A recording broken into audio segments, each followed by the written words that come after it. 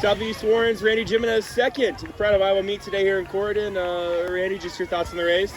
It was a good race. I mean, it was well fought. The guy that got first, I'd raced him before, worked up a strategy. It didn't work, so I guess we'll try again next time. What do you feel like out of that strategy that you did really well here today? I did a really good job of keeping up with him for the first couple of miles there. I had a good start, a solid go. Other than that, the only thing that I would have liked to have done better was probably the 3rd mile, work on that 3rd mile, kick a little bit, and see where it goes from there. Tell me about this course. What do you feel like was to your strength? What do you feel like maybe kind of hurt you a little bit today on this course? I like to run hills. I feel like I'm pretty decent when it comes to hill running, so that definitely plays to my strengths.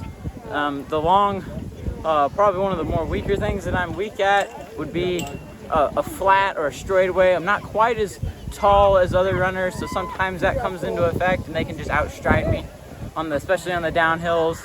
But those are some of the things that play to my weakness a little bit sometimes. Seeing you on the wrestling mat as well, how does cross country help wrestling, or how does wrestling help cross country? They kind of go hand in hand, honestly. Wrestling, even though it's only 6 minutes on a mat, you have to be in top physical condition to be one of the best, especially in Iowa.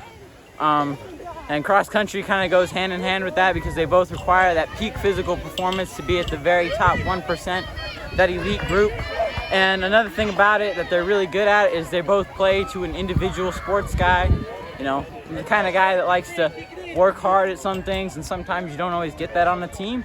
So this really helps play to the way I like to do my sports. First Pride of Iowa Conference Championship for Nottoway Valley's Joshua Butler, and it was a pretty darn impressive one. Joshua, first conference title, how's it feel? It feels great. You know, I knew it wasn't going to be easy coming in, but yeah, it feels amazing. Take us to your race. What do you feel like you did really well? I knew there was a lot of hills on this course, so I knew I'd strive in it. But with this groin problem, it's hard for me to start fast. But yeah, just using the hills and being mentally tough. Nottoway Valley's got a storied history of great runners, so what's it like to kind of continue to put yourself in that conversation? You know, it's pretty cool, honestly. You know, running behind all the greats, my freshman and sophomore year. You know, they grew me up and they helped me become the runner I am. Do results like today, we don't know where the team race is going to shake out yet, but I mean, the girls dominated. You guys look to be sitting well. You dominated. Is this kind of the expectation in Nottoway Valley? Yep, absolutely. You know, we were trying to get under 20, I think is what we were trying to get. But yeah, we were pretty close to that, I think. So we had a good day. Looking ahead, you guys ranked number 2 as a team in Class 1A. I believe you're 1 individually in 1A. What's your mindset the next week or so when we get to state qualifiers? We haven't peaked yet, which is awesome. You know, and I think we're right where we want to be, but we've got a lot of work ahead of us these next 2 weeks. A lot of focus. And, you know, we just got to follow B's plan.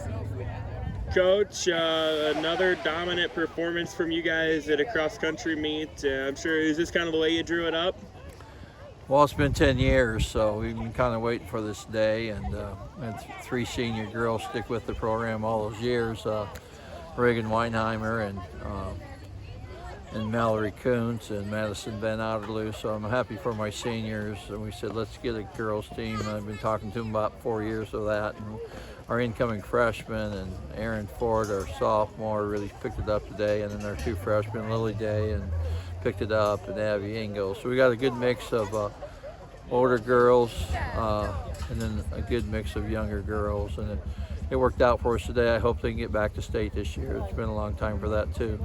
On the guys' side, Joshua's just been running great for us, and we just need that pack running, and we got 5 in the top 9 today. Our Doug Berger freshman's really coming on, and you got the Raheny boys that already went on the state title team, and you got Joshua running on the state title team. So we got 3 guys with a lot of experience, and Toby Bowers made such great progress this year.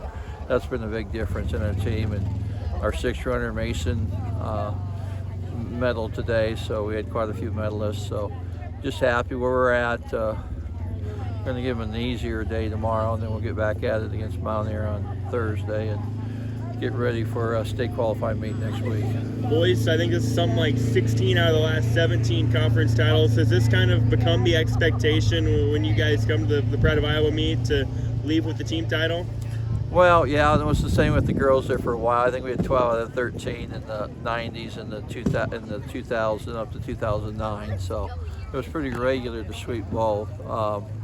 I think it's 32. I'm not sure how many for each, but there's been 32 titles since '97.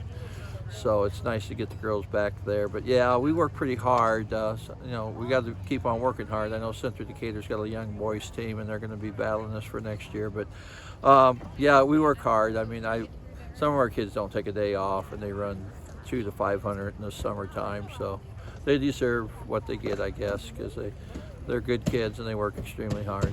What do you want to see from your team as we get into state qualifying meet next week? And then I'm sure you guys have lofty goals up in Fort Dodge as well. Well, we'd like to see the girls get to state for the first time in 10 years, and then maybe get in the top 8 finish, depending how far they can come around here the next 2 weeks. So that'd be great if we can get the girls back. Guys, I think it's unless there's a sleeper out there, I think it's a 3-way race between Earlham, Madrid, and us. So it'll be an interesting boys state meet. We've got to get there first. We always say the state qualifying meet's the most important because that's how you get to state. So got to keep them healthy, and we'll see what happens next Thursday.